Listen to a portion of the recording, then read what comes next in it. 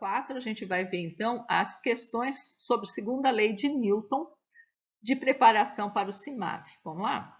Aqui ele nos dá que um corpo de massa 2 kg ele está se deslocando de acordo com as forças aí.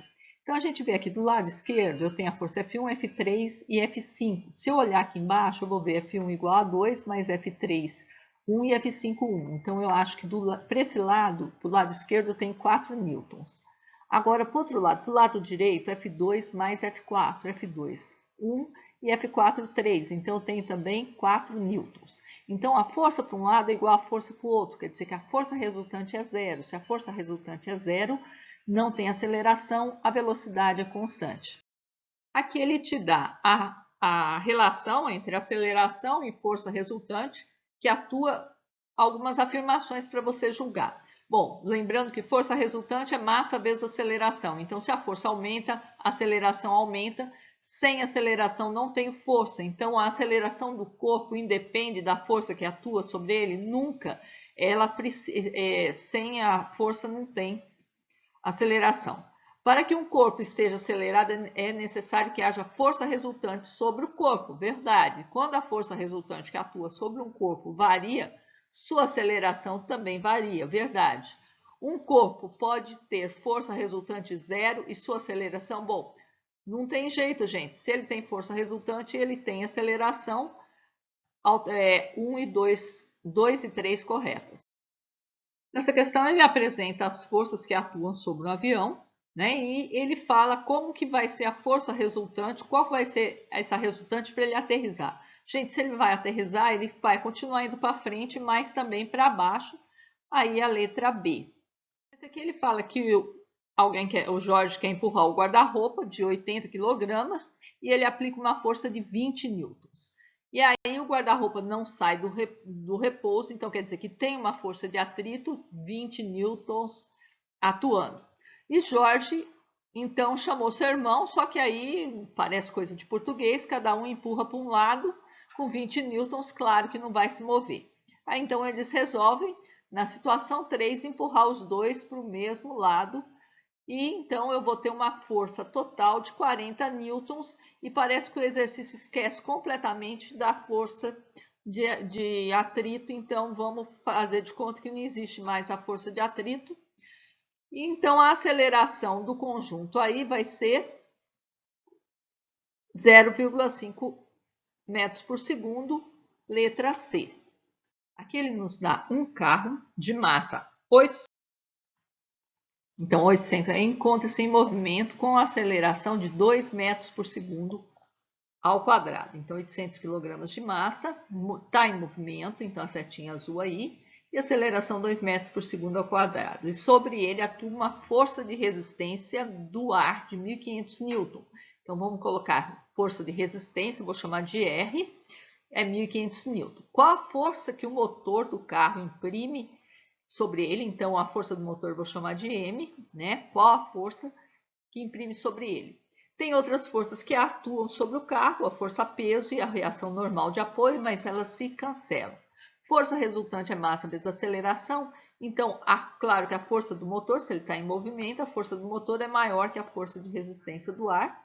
Então, a força resultante vai ser M menos R igual a massa vezes aceleração.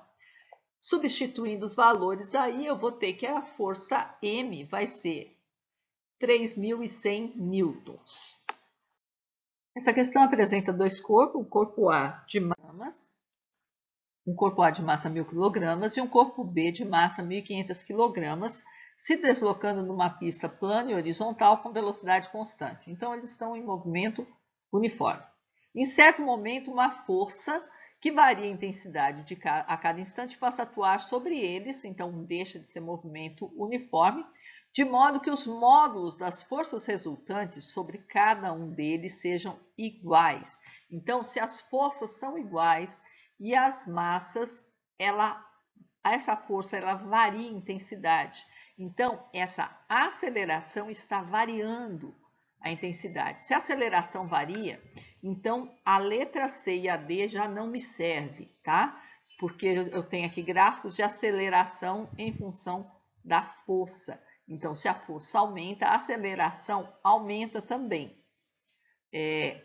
Qual gráfico representa o modo da aceleração adquirida pelos corpos em função da intensidade da força resultante? Bom, se a força é a mesma, força resultante é massa vezes aceleração, se o modo da força é a mesma para os dois, o de maior massa vai ter menor aceleração. Então, no caso aí, o de maior massa é o B.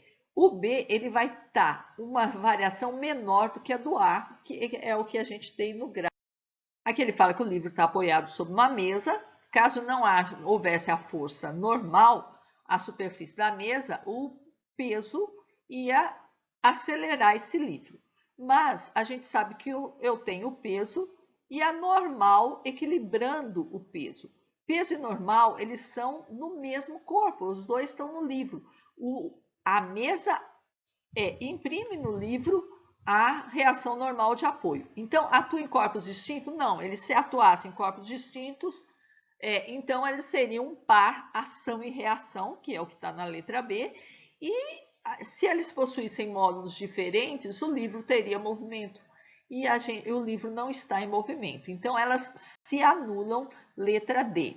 Bom, aqui eles nos dão dois bloquinhos, A e B, com massa MA e MB, já está indicadinho aí no esquema. E eles estão ligados por uma corda, numa roldana. Gente, ele passa pela roldana e fala que não existe força de atrito. Olha aqui, ó, não existe força de atrito atuando no sistema. Se não tem força de atrito segurando o bloquinho A, o que está acontecendo com esse sistema? Ele está tendo movimento. E qual que é o movimento dele? Para baixo, no sentido do bloco B. E ele pede o diagrama que representa corretamente as forças que atuam no bloco B. Então, não vou perder tempo com esse bloco A, não. Vamos ver aqui quais forças que atuam no bloco B. Tudo que tem massa tem peso. Então, eu tenho o bloco do peso B. E se tem fio, tem força. A força em fio chama atração. Agora, a B e a C mostram mais ou menos isso. Mas quem que é maior, quem que é menor? O sentido do movimento é a maior, então ele está descendo. Então, o P é maior que o T, letra B.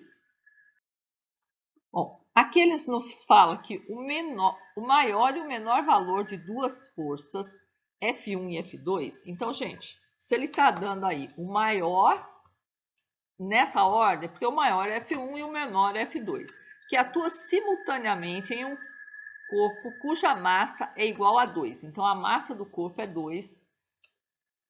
Produzem, respectivamente, uma aceleração. Então, o F1 produz 7 metros por segundo ao quadrado, porque ele falou respectivamente, e o F2 produz 1 metro por segundo ao quadrado. E ele quer a razão F1 sobre F2.